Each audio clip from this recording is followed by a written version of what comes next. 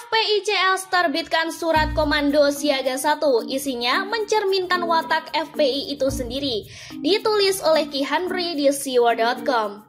Gerombolan penjual agama kini telah berubah menjadi pembela NKRI, udah beneran tobat atau tobat-tobatan nih, dan menyebut diri mereka Aliansi Nasional Anti Komunis. Gerombolannya ya itu-itu aja, FPI, PA212, dan GNPF. Gerombolan yang dulu pernah demo Ahok atas nama bela agama. Gerombolan yang dulu pernah demo macam-macam tapi melenceng ke politik. Gerombolan yang dulu pernah mengeluh-elukan Prabowo tapi campakkan dengan tragis.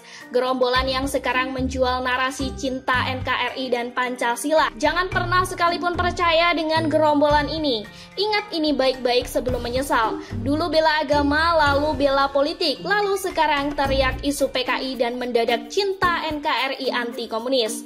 Mereka ini tebal muka, tidak malu-malu jadi seperti bunglon untuk menyesuaikan diri dengan situasi politik terkini agar tetap eksis. Terkait dengan insiden pembakaran bendera PDIP, mereka menerbitkan instruksi dengan nama Komando Siaga 1. Ada 5 poin instruksi diterbitkan mereka. Dalam surat yang dikirimkan Sekretaris Umum FPI Munarman, penemu jurus legendaris lempar air teh, poin pertama surat instruksi itu adalah mengadakan apel siaga bagi seluruh rakyat untuk ganyang komunis.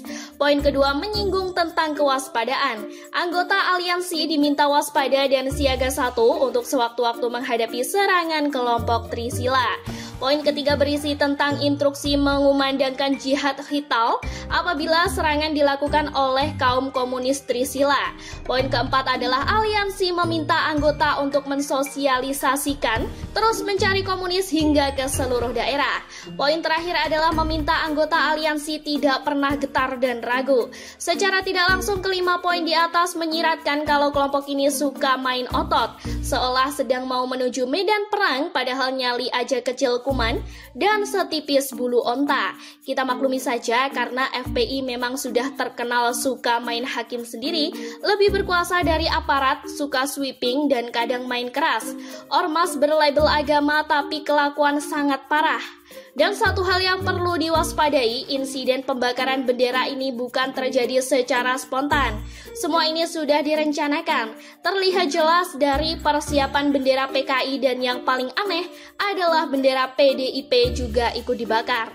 Tak mungkin itu adalah lembaran plastik berlogo mirip banteng seperti yang dikatakan oleh Novel Bamukmin.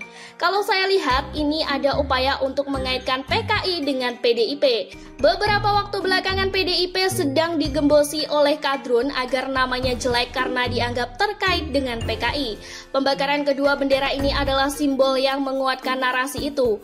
Dan juga aksi pembakaran ini sepertinya memang disengaja untuk memancing amarah kader PDIP. Seandainya PDIP terpancing emosi dan melakukan perlawanan, inilah yang diharapkan oleh dalang utama di balik semua ini. Kita tahulah keluarga brengsek mana yang dimaksud. Ternyata PDIP berhasil menahan emosi dan menempuh jalur hukum.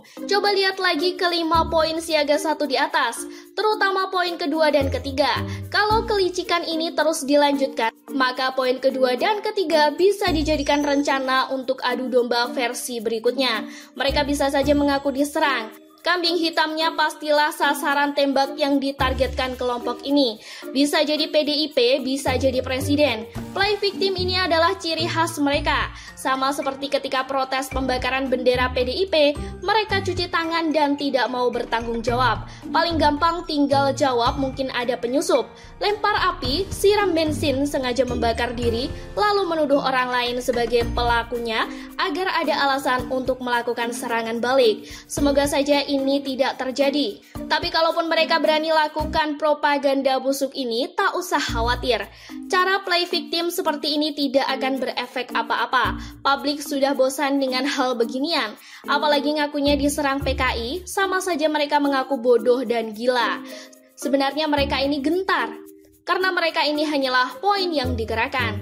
Mana ada demo sambil panas-panasan tapi dibayar dengan hati ikhlas dan ucapan terima kasih. Ada masalah apa-apa mereka bisa menjadi korban ghost protokol, jadi sampah politik yang tidak diperlukan lagi.